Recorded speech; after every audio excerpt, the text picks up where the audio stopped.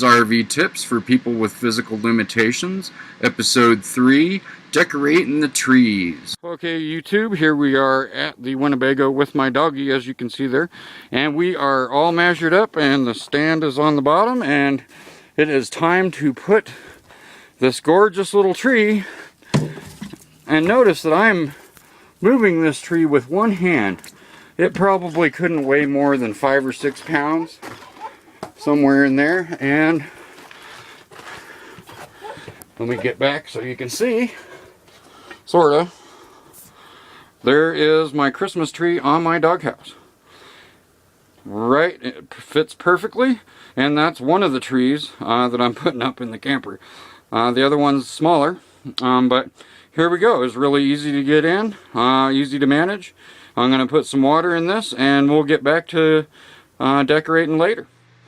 Alright, YouTube, it is now time to decorate our tree here.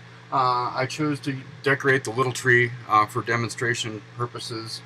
I don't want to go ahead and do the big tree for time reasons, but as you can see, I put some just some regular lights around there like you get down at the superstore for pretty cheap.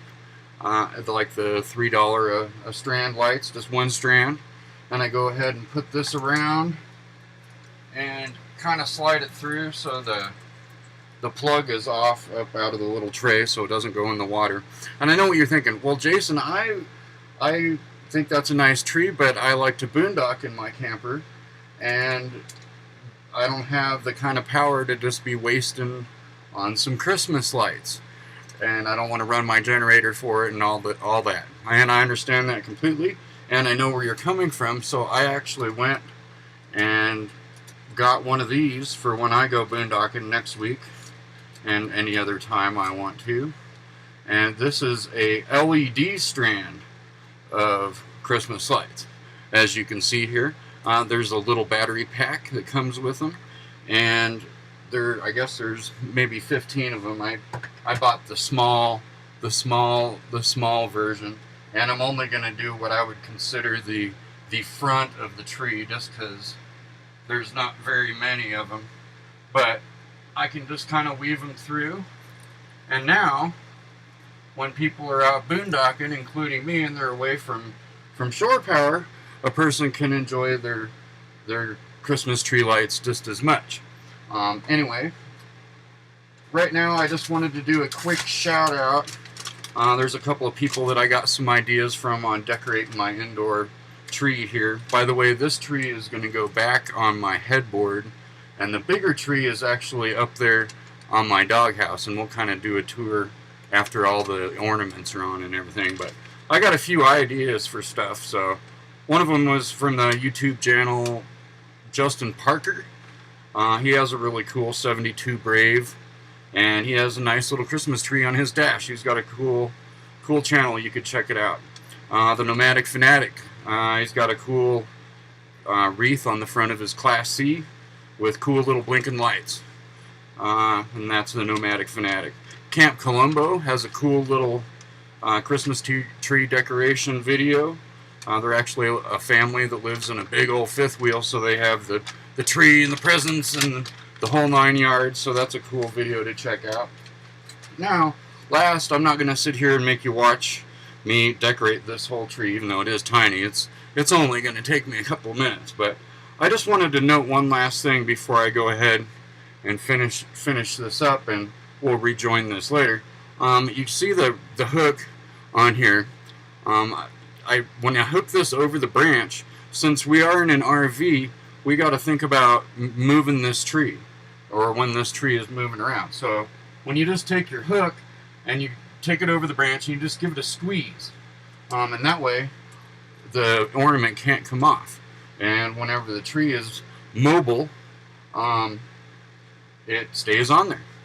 And in a few minutes I will actually go over how I go about moving my RV like I did today, with 2 Christmas trees on board, with water in the little pans even.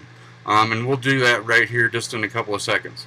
I'm going to go ahead and finish decorating this tree here and finish up the one in the front. We'll take a quick look at them real quick. I'll explain how to how to go about moving your trees without making a huge mess all over your camper, and it's something you can do every day and move your camper every day. Anyway, back in a few minutes, I'm going to finish this little gorgeous tree off. Okay, YouTube, here we are at the front of the camper, or actually the back of the camper, I'm sorry. Here's the little tree we were just working on. You can kind of see where it ended up there on my headboard, and just gorgeous as can be. And that's how that one turned out. And let's take a quick trip up to the front of the camper. And here, maybe I should stand back a little bit. Here we go. There's the, I guess you'd say the bigger one, the 4'6" one, sitting there on my engine compartment between the two front seats. And as you can see, turned out just very nice. 2 strands of lights on that one, and a slightly longer strand of LED lights for the boondocking. But anyway, so I wanted to show you how they turned out, and that's kind of with no light, so real pretty lights, and real pretty lights on this one too. Anyway, and now to show you how to go about moving these gorgeous trees into a safe spot for when you need to move your camper. And here we go. Okay, YouTube, I guess the final little tip I wanted to share with you. We've gone ahead and decorated the trees and put them in different little spots. And now the big question remains, how does a person actually drive around in their camper without having their trees flying everywhere, and you're going to make a huge mess, and there's going to be water and tree sap and everything everywhere? Well, there's a really quick little tip on how to do this. You might see that my bathroom door is open here. I actually have what's called a wet bath in the RV world, and basically it means the whole bathroom, since it's so small, is a shower stall. So it has a drain in the floor. In your camper you might have actually a shower stall that's separate, or a bathtub, or whatever. And any one of those will work for doing this. And what I'm going to show you, you really want to unplug the tree before you do this normally, but I wanted to leave it on for demonstration purposes so it's real easy to see. So this is what you do.